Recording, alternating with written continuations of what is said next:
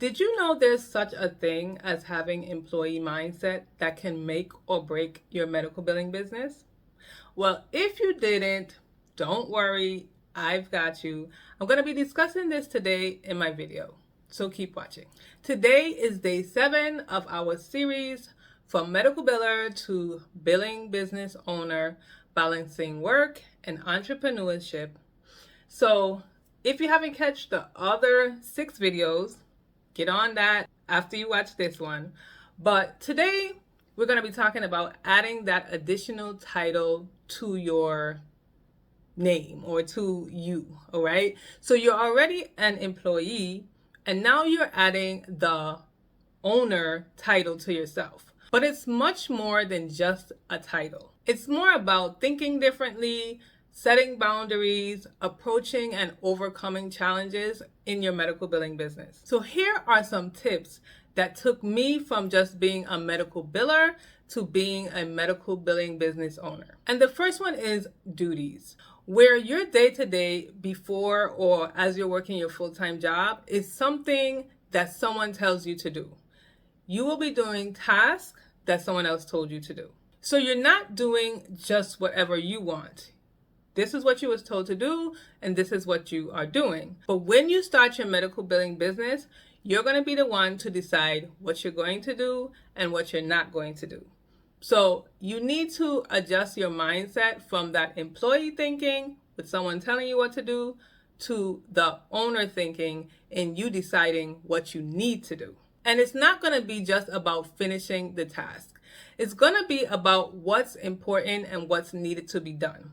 Now, you can take what you do in your full-time job, especially if you're a medical biller, you can take what you do in your full-time job and use that to kind of create your workflow of how you will handle things in your billing business. Don't put yourself in a box though and think that you're going to be doing things exactly the way that you do them at your 9 to 5. You can use your 9 to 5 to help you create kind of a workflow, but you have to know that you're going to have to start deciding if this workflow is working for you, working for your clients, and if you need to tweak it or change it completely.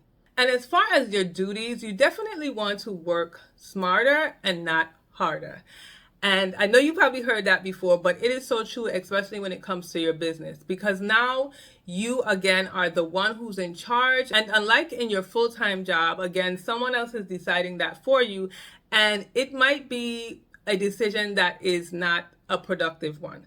So for example, I always thought that, I didn't need to be at my medical billing job from 9 to 5. If I did things differently or more efficiently, then I probably could have just worked from 9 to 12.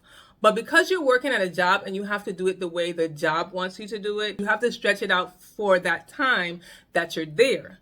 But when you're working in your own medical billing business, you need to be working smarter. You don't want to work so much harder and doing so much more things and being unproductive and inefficient as far as maybe duplicating stuff or, just doing things that will not make you efficient.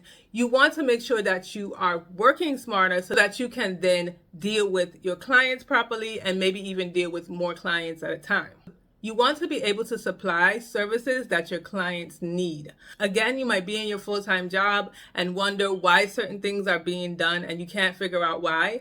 Well, this is the time to not do those things that you think make no sense. This is the time to set up stuff that your clients will use, services that they need and what they think is important. This is also the time to eliminate stuff and delegate stuff. So you can eliminate things that maybe you don't want to do. We'll talk about services in another video as far as what services to choose. But you can eliminate doing some of the services that maybe you're doing now in your full-time job and you maybe don't want to do that in your billing business, or you don't think that's important to do, or maybe someone else could do it, delegate it to the front desk. You're trying to figure out why are you doing eligibility when the front desk could do eligibility. So you don't have to offer that service in your medical billing business. Then you need to look at the bigger picture. So as an employee, you're not necessarily looking at the big whole picture because it's not your business. You have a small part or maybe even a big part at your full-time job, but it's not your decision to figure out the overall big picture. However, in your billing business now, it is your responsibility to figure out the big picture of everything. So, number one, as far as investments are concerned, when you're working as a full-time employee, your investment of money, of time, and in relationships are totally different than when you have a medical billing business. So as far as money is concerned, when you invest as a full-time employee, you're just basically kind of like investing in yourself probably. And that's even if you decide to do that, because you might say, well, if I'm working at this full-time job, I'm not going to be paying for these trainings. I'm not going to be paying for this, whatever. You want your boss to pay for that or your full-time job to pay for that. But when it is your own business, you will have to learn to invest money in yourself and in your business so that it can grow, it can be stable, all of those things. As far as time, again, you want to make sure your time investment is in the right things. It's not just, you're not going to be wasting time. I would think that if you waste time at your full-time job, which you shouldn't, but we all sometimes get caught up in that. Maybe we don't have anything to do, or maybe we start talking to coworkers, whatever, and we kind of waste time. In your medical billing business, you do not need to do that, because when you waste time, you're affecting your own business. You're not affecting anyone else's business. And then as far as relationships are concerned, when you invest in relationships in your business, you're investing in those relationships so that they can help benefit your business in some way. For the most part, I hope that they are genuine relationships that you want to build and foster and grow, but they should be able to help your business in some type of way. In your full-time job, when you maybe invest in relationships, maybe you're not even thinking about it helping you in any way. Maybe it's just a personal investment in a relationship. But again, as a business owner, you have to shift your mind when it comes to these things as far as investment, which is money, time, and relationships. Then the expenses that you're going to have as a medical billing business owner, you need to be aware of. Because when you work as a biller, you don't really notice all the expenses that your job has to pay for you or have to pay on the back end. So when you go to your job, you have a computer, you have your printer there, you have books, you have paper, you have systems that help you, send out claims faster and send statements quicker. You have all of those things set in place, but you don't know how much they cost because you're not dealing with that. You're just using these systems, but you don't know how much they cost. In your medical billing business, however, you're going to be the one paying for these things. So you're going to need to keep in mind the expenses that you have when it comes to having a billing business. And that's going to move me into the next point, which is pricing. So in pricing your services, you're going to have to keep these expenses in mind. You cannot price your services and forget that you have expenses, because then you're going to barely make it. You probably cover your expenses, but you won't have enough money to pay yourself. And you should be paying yourself because you're the one actually doing the work. You're putting in labor. And although you might say, well, I'll just put all my money back in the business, there's going to come a time when you're tired of doing that and you want to get paid for doing the medical billing. I can tell you that from experience because I started off like that. This is my business. I don't really have to get paid. I love what I do, but come on. You're doing a job. You want, whether it's for your business or not, you want to get paid at some point in time. Then as far as pricing, you have to remember that you're not an employee. Again, we're shifting our mind from employee to owner. So you're not thinking about salaries and raises.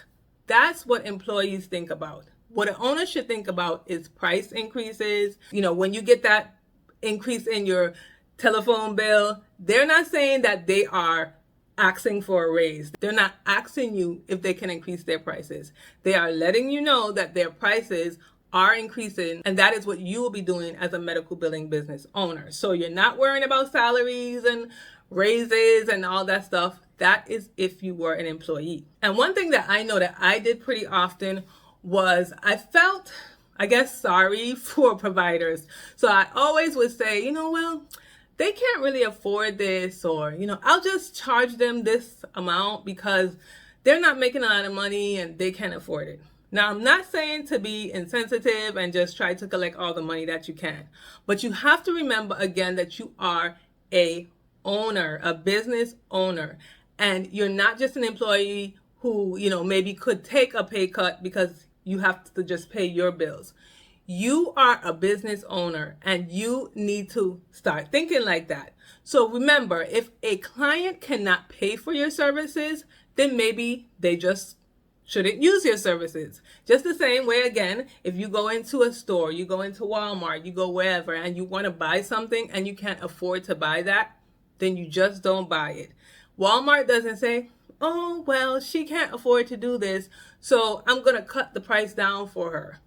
They don't say that. And you shouldn't either. Again, you need to use your discretion and you need to think about how you feel about doing it, because you're going to have to be the one to tell people about your prices. But I'm just going to give you a little tip. If a client cannot afford your services, then they're not the client for you.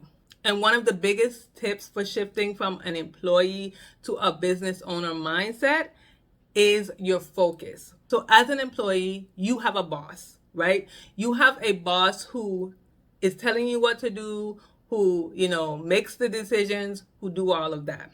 Now, as a business owner, you don't have a boss because you are the owner of the business, but you kind of do have a boss.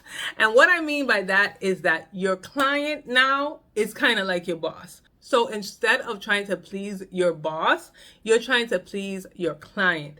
And that is important as far as how far you can go with your medical billing business. Now, of course, clients are not always right. You're not going to do everything that they want you to do, but they are kind of like your new boss because you need to make sure that they are happy. So you want to make sure that you build strong relationships with your clients.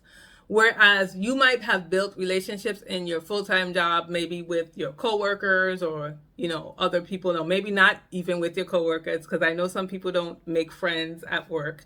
But when it comes to your billing business, you need to make some good, strong personal relationships. And that's with clients for sure, and with other professionals. And remember that in this client-focused mindset that you are in now as a business owner, you are now partnering with your clients. You are an extension of their business. So you're kind of like a partner with each and every client that you get. So make sure you focus on your clients. So now that you understand that this new business is going to require you to lead and nobody else, just you, you might be wondering, how do I decide what services that I'm going to offer? My next video is going to be talking about that. See you there.